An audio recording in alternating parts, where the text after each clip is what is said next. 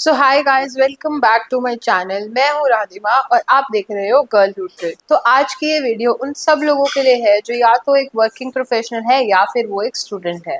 और अगर आप अपनी जॉब क्विट करके ट्रेडिंग को परस्यू करने का सोच रहे हो तो ये वीडियो एंड तक देखना मत भूलना, क्योंकि अगर ये वीडियो आपने एंड तक नहीं देखी तो आपका सिर्फ प्रॉफिट और लॉस का ही नहीं, टाइम का भी बहुत बड़ा लॉस होने वाला है। तो इस वीडियो में मैं आपको एक ऐसा रोड मैप देने वाली हूँ जिससे आपको पता लग जाएगा कि क्या ये सही टाइम है आपकी स्टडीज या जॉब को क्विट करके फॉरेक्स ट्रेडिंग या फिर ट्रेडिंग में घुसने का। और ये एग्जैक्टली वो स्टेप्स है जो मैंने भी फॉलो करे थे जब मैंने अपनी ट्रेडिंग जर्नी को as a full time career pursue करने का सोचा था। So make sure you watch this video till the very end. और अगर आप चैनल पे न्यू हो, आपने चैनल को अभी तक सब्सक्राइब नहीं किया है तो चैनल सब्सक्राइब करना मत भूलना। So without wasting any further time, let's get straight to the video. तो सबसे पहले बात करते हैं एक स्टेबल सोर्स ऑफ इनकम की, because as we all know trading में हमें किसी महीने प्रॉफिट होगा, किसी महीने लॉस होगा, और इनिशियल आपके कुछ मंथ्स तो डेफिनेटली शायद लॉस में ही जाने वाले हैं। तो जब आप अपने डेवलपमेंट यानी कि लर्निंग फेज में हो तो ये चीज जरूर याद रखना कि ट्रेडिंग से आपको पैसे आए या ना आए, आपको हर महीने बिल जरूर पे करना पड़ेगा।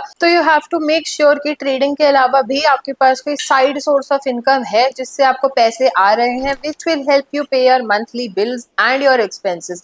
बिकॉज ट्रेडिंग में जैसा मैंने आपको बताया, आप किसी दिन प्रॉफिट करोगे, किसी दिन लॉस, बट आपके जो मंथली खर्चे हैं, मंथली एक्सपेंसेस है, वो कांस्टेंट रहने वाले हैं, चाहे आपके लिए ट्रेडिंग प्रॉफिटेबल रह रही हो या फिर लॉस मेकिंग। तो you have to make sure that if you are in the learning or the beginning stage, you need to have a side source of income जहां से आपको इनकम आ रही हो। इन केस अगर आप अपनी ट्रेडिंग में लॉस भी कर रहे हो तो आपके बिल्स और एक्सपेंसेस मैनेज हो जाए। Secondly, what else you can do, आप 6 महीने तक एक जॉब करो या फिर अगर आप कोई जॉब कर रहे हो तो उस जॉब को कंटिन्यू करो। Firstly focus on saving funds.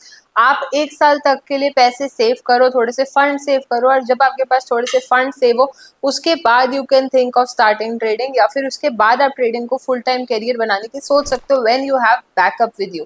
Otherwise आप ट्रेडिंग को as a full time career pursue करने का नहीं सोच सकते। You need to understand one thing, risk लेने का मतलब ये नहीं है कि आप बिना पैराशूट से ही प्लेन के जंप कर जाओ। इसका मतलब ये होता है कि आप एक बेसिक कैलकुलेटेड रिस्क लो whenever you are shifting from a normal 9 to 5 job to trading. Trading एक ऐसा करियर है जो लोगों के लिए इनिशियली बहुत ही ज्यादा ओवरवेलमिंग और वॉलेटाइल हो सकता है। तो अपने मंथ के एंड के जो बिल्स हैं उनको पे करने के लिए, उनका खर्चा चलते रहने देने के लिए, या तो आप एक पार्ट टाइम जॉब करो, अब इसमें चाहे आप फ्रीलांसिंग करो या फिर कहीं पे जॉब करो, और हैव 1 ईयर सेविंग्स। जो आपके पास सेविंग्स पड़ी हो वो आपके बिल्स और एक्सपेंसेस को मैनेज करने में आपकी हेल्प करे। अब हम बात करते हैं the importance of back tested strategies की। तो अगर आप एक बिगनर हो तो आई एम श्योर आपके पास कोई भी अभी बैक टेस्टेड स्ट्रैटेजीज नहीं होंगे, ना ही आपको शायद बैक टेस्टेड स्ट्रैटेजी का मतलब पता होगा। तो बैक टेस्टेड स्ट्रैटेजीज वो होती हैं ऐसी कुछ स्ट्रैटेजी जिसपे हमने पहले से स्टडी रिसर्च कर रखी है कि वो मार्केट में किस तरह से काम करती हैं, कितना वर्क करती हैं, क्या रिस्क टू रिवॉर्ड देती है एंड ऑल। और ऐसे बाकी सारे पैरामीटर्स को हमने ऑलरेडी उसके बारे में स्टडी कर रखा होता है। तो अगर आप बिना किसी बैक टेस्टेड स्ट्रैटेजी के या बिना किसी बैक टेस्टिंग के इन जनरल ट्रेडिंग में आने का सोच रहे हैं तो ये अपना प्लान ड्रॉप कर दो, because without back testing you won't have the proper entry and exit plan. And किसी भी जगह पे ट्रेडिंग को छोड़ दो, आप एंटर करते हो तो आपके पास एक एग्जिट प्लान भी होना चाहिए कि अगर आप वहां पे घुसो तो वहां से निकलोगे कैसे, and in the first place आपको वहां पे एंटर कैसे करना है। तो same thing goes with trading. किसी भी ट्रेड में एंटर करने के लिए we need to have a proper entry and exit plan. हम कब एंटर करेंगे, किस कंफर्मेशन पे एंटर करेंगे, एंड एग्जिट हम कब करेंगे, हमारा क्या टारगेट होगा, क्या स्टॉप लॉस होगा, हर चीज हमारी प्री प्लान होनी चाहिए। So before jumping into any strategy you can backtest it at least for 6 months. तो अगर आप एक बिगनर हो, आपको बैक टेस्टिंग कैसे करनी है ये बिल्कुल नहीं पता होगा, डोंट वरी, इसके बारे में भी मैं आपको थोड़ी सी डिटेल्स बता देती हूँ। अगर आप एक बिगनर हो तो आप ट्रेडिंग जैसे कुछ वेबसाइट्स होते हैं जिनका यूज करके बैक टेस्ट कर सकते हो, और जितना भी डेटा आप बैक टेस्ट कर रहे हो उसको जर्नल करना मत भूलना। अब अगर आप पूछो जर्नल करना क्या होता है, जर्नल एक बहुत ही इंपॉर्टेंट ट्रेडिंग हैबिट्स है जिसमें आप राइट डाउन करते हो अपना trade logic, entry plan, exit plan, target, stop loss, हर चीज के बारे में, हर छोटी छोटी डिटेल्स। एक ट्रेड लेते टाइम, एक ट्रेड एग्जीक्यूट करते टाइम आपके दिमाग में क्या इमोशंस थे, क्या साइकोलॉजी थी, क्या आपने वो अपने ट्रेड को टारगेट तक होल्ड करा, या अगर नहीं करा तो उसका क्या रीजन था, क्या ऐसे इमोशंस थे कि वो ट्रेड आपने अपने टारगेट या स्टॉप लॉस के पहले ही कट कर दिया। ये सब चीजों को जर्नल करना भी बहुत जरूरी होता है। तो if you want to be a profitable trader, journaling करना भी बहुत ही इंपॉर्टेंट और क्रूशियल लेवल है। Now the next thing is to not start too big. अब इस चीज का क्या मतलब है कि अगर आप अपनी स्टार्टिंग की ट्रेडिंग जर्नी में बहुत बड़ी कैपिटल से ट्रेड कर दोगे, जो कि आप अगर लूज कर दो तो आपको वो इमोशनली मेंटली अफेक्ट करेगा। तो ये चीज बहुत गलत है। आपको हमेशा एक स्मॉल ट्रेडिंग कैपिटल से स्टार्ट करना है। जैसा मैंने आपको बताया, you should not start too big. एक ऐसी कैपिटल से ट्रेडिंग स्टार्ट करो जो आप अफोर्ड कर सकते हो लूज करना। यानी कि अगर आपकी कैपिटल चली भी जाती है, कैपिटल वाइप आउट भी हो जाती है, तो आपको वो काफी ज्यादा साइकोलॉजिकली या फिर मेंटली इफेक्ट ना करे। बिकॉज ट्रेडिंग में जब भी हम लोग स्टार्टिंग में आते हैं तो हमें लॉस होता है। It is a part of the game, so we need to be ready to accept the losses. इसके पीछे एक सिंपल सा लॉजिक है। तो लेट से हमने मार्केट में $1000 $2000 के करीब डाल दिया, या फिर फॉर एग्जांपल इंडियन करेंसी में 1-2 लाख रुपए हमने मार्केट में डाल दिए। तो अगर हम कोई भी अपनी कैपिटल जो हमारी हार्ड एंड मनी है उसको हम एकदम से मार्केट में इंट्रोड्यूस कर देंगे, तो उससे हमारी इमोशनल अटैचमेंट बहुत ज्यादा होगी। और अगर हम अपनी कैपिटल से इमोशनल अटैचमेंट रखेंगे तो हम स्टॉप लॉस कभी भी एक्सेप्ट नहीं करेंगे, लॉसेस को होल्ड करेंगे इस होप में कि वो लॉसेस रिकवर हो जाए।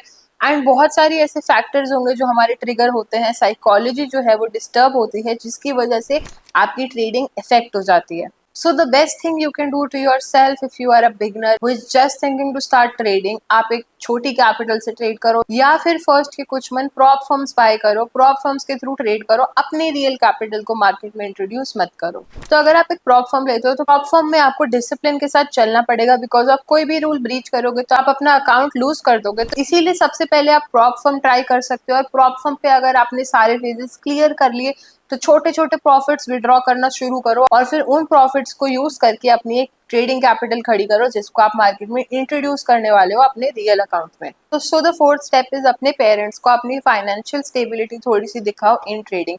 इंडिया में एक बहुत बड़ा टैबू है ट्रेडिंग को लेकर। ट्रेडिंग को सब लोग सट्टा या फिर गैम्बलिंग मानते हैं। एंड काफी मेरे पास भी ऐसे स्टूडेंट्स आते हैं इंस्टाग्राम यूट्यूब पे हर जगह जो मेरे को ये बोलते हैं कि उनकी फैमिली उन्हें ट्रेडिंग करने के लिए सपोर्ट नहीं करती because they consider trading as gambling. तो इसका एक सिंपल सा मैं आपको रीजन बताती हूँ। All your parents want is good for you. आपके पेरेंट्स हमेशा आपके लिए अच्छा चाहेंगे। अगर उन्हें ये लगेगा कि हाँ आप ट्रेडिंग से कुछ सही में अच्छा कर रहे हो, you are doing financially stable, तो 100% वो अपना सपोर्ट आपको एक्सटेंड करेंगे इन योर ट्रेडिंग जर्नी। तो अगर आप अपने पेरेंट्स को बीच में ये दिखाते हो कि हाँ आप ट्रेडिंग से थोड़ा बहुत ठीक ठाक अर्न कर रहे हो, तो वो आपके पेरेंट्स को भी कॉन्फिडेंस दिलाएगा कि हाँ जो आप स्टेप ले रहे हो it will help you in the long run to achieve your financial stability and goals. तो अपनी फैमिली को अपना पूरा ट्रेडिंग प्लान बताओ, अपना पूरा ट्रेडिंग सिस्टम के बारे में समझाओ। And secondly try to take small withdrawals, because जैसा मैंने आपको बताया withdrawals will help you increase your confidence and your moral.